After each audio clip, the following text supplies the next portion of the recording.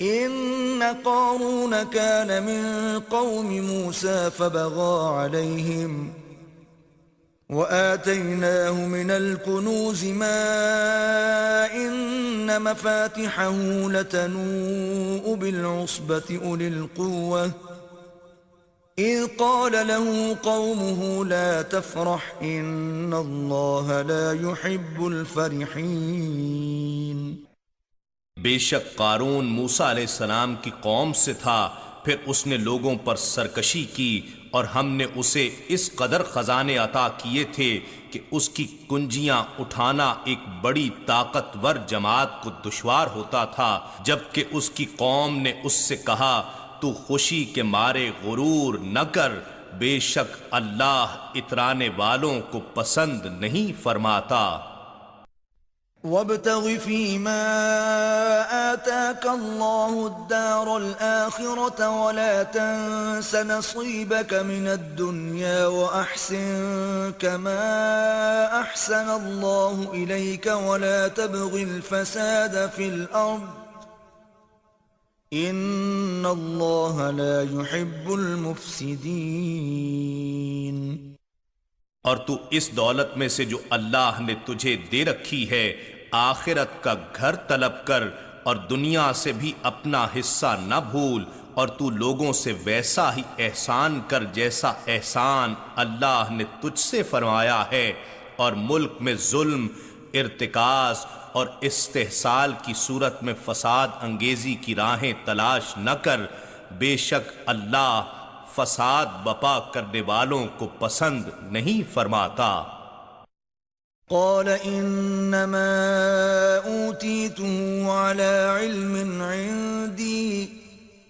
اولم يعلم ان الله قد اهلك من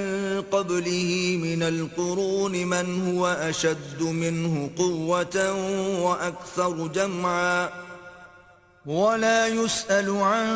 ذنوبهم المجرمون۔ وہ کہنے لگا میں یہ مال معاشرے اور عوام پر کیوں خرچ کروں، مجھے تو یہ مال صرف اس کسبی علم و ہنر کی بنا پر دیا گیا ہے جو میرے پاس ہے، کیا اسے یہ معلوم نہ تھا کہ اللہ نے واقعتاً اس سے پہلے بہت سی ایسی قوموں کو ہلاک کر دیا تھا جو طاقت میں اس سے کہیں زیادہ سخت تھیں اور مال و دولت اور افرادی قوت کے جمع کرنے میں کہیں زیادہ آگے تھیں، اور بوقت ہلاکت مجرموں سے ان کے گناہوں کے بارے میں مزید تحقیق یا کوئی عذر اور سبب نہیں پوچھا جائے گا۔ فخرج على قومه في زينته قال الذين يريدون الحياة الدنيا يا ليت لنا مثل ما أوتي قارون إنه لذو حظ عظيم۔ پھر وہ اپنی قوم کے سامنے پوری زینت و آرائش کی حالت میں نکلا، اس کی ظاہری شان و شوکت کو دیکھ کر وہ لوگ بول اٹھے جو دنیاوی زندگی کے خواہش مند تھے، کاش ہمارے لیے بھی ایسا مال و متاع ہوتا جیسا قارون کو دیا گیا ہے، بے شک وہ بڑے نصیب والا ہے۔ وقال الذين اوتوا العلم ويلكم ثواب الله خير لمن آمن وعمل صالحا ولا يلقاها الا الصابرون۔ اور دوسری طرف وہ لوگ جنہیں علم حق دیا گیا تھا بول اٹھے تم پر افسوس ہے، اللہ کا ثواب اس شخص کے لیے اس دولت و زینت سے کہیں زیادہ بہتر ہے جو ایمان لایا ہو اور نیک عمل کرتا ہو، مگر یہ اجر و ثواب صبر کرنے والوں کے سوا کسی کو عطا نہیں کیا جائے گا۔ فخسفنا به وبداره الأرض فما كان له من فئة ينصرونه من دون الله وما كان من المنتصرين۔